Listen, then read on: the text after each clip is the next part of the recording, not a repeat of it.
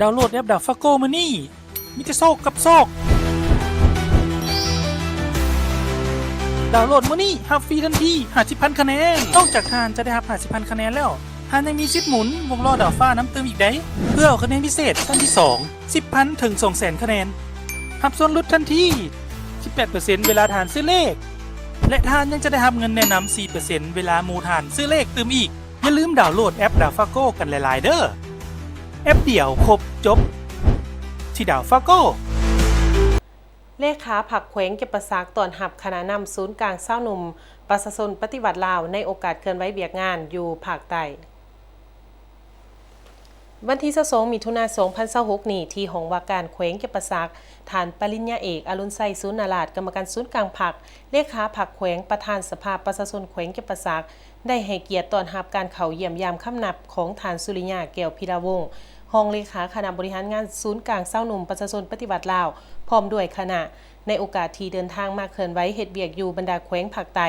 โดยมีทานสุวรรณราชศรีหานนท์กรรมการผักแขวงเลขาคณะบริหารงานเศร้าหนุ่มแขวงเก็บประสากพร้อมด้วยคณะเข้าร่วมต้อนรับในโอกาสพบปะอันมีความหมายความสำคัญนี้ทานสุริยาแก้วพิราวงศ์ได้ตั้งหน้าให้คณะนำศูนย์กลางเศร้าหนุ่มประชาชนปฏิบัติลาวกล่าวแสดงความขอบใจต่อทานเลขาผักแขวงที่ได้สละเวลาอันมีคุณค่าให้การต้อนรับพร้อมทั้งได้รายงานจุดประสงค์หลักของการไม่เคลื่อนไหวเฮ็ดเวียกในครั้งนี้ซึ่งประกอบมี3วาระสำคัญคือ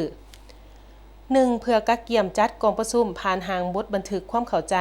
ว่าด้วยโครงการสร้างความเข้มแข็งให้แก่ชาวหนุ่มลาวผ่านการสร้างสันติสุขและการร่วมมือทางด้านเศรษฐกิจในสาธารณรัฐประชาธิปไตยประชาชนลาว 2. เพื่อกักเกี่ยมลงเคลื่อนไหวติดตามสุขอยู่และประเมินผลการดำเนินเวียกงานชาวหนุ่มเยาวชนอยู่บรรดา4แขวงภาคใต้ให้มีความเข้มแข็งและต่อเนื่อง 3. รายงานผลสำเร็จของกองประชุมใหญ่สหพันธ์ชาวหนุ่มลาวที่อัดลงด้วยหมากผลอันจบงามในระยะผ่านมาโอกาสเดียวกันฐานปริญญาเอกอรุณไซศูนย์นาลาดเลขาผักแขวงประธานสภาประชาชนแขวงก็ได้กล่าวแสดงความต้อนรับอย่างจริงใจและแสดงความหยองยอชมเชยต่อกับบรรดากิจกรรมขาดไม้สู่ส้นที่ทางศูนย์กลางเศร้าหนุ่มประชาชนปฏิบัติลาวจะนำมาจะตั้งปฏิบัติอยู่บรรดาแขวงภาคใต้โดยเฉพาะแมนอยู่แขวงเก็บประสาก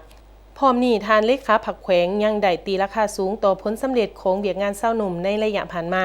และได้เน้นหนักให้คณะบริหารงานเศร้าหนุ่มแขวงเก็บประสากจงเพิ่มทวีการประสานงานสมทบกันอย่างกลมเกลี่ยวกับศูนย์กลางเศร้าหนุ่มเพื่อพันขยายเหนือในจิตใจของโครงการดังกล่าวให้ปรากฏเป็นรูปธรรมแนใส่สร้างขบวนการเศร้าหนุ่มเยาวชนให้กลายเป็นกำลังแห่งที่แข็งแกร่งมีความหูความสามารถและตั้งหน้าประกอบส่วนเขาในการพัฒนาเศรษฐกิจสังคมของแขวงก็คือของศาสตร์ให้รุ่งเรืองศรีวิไลเรื่อยๆไป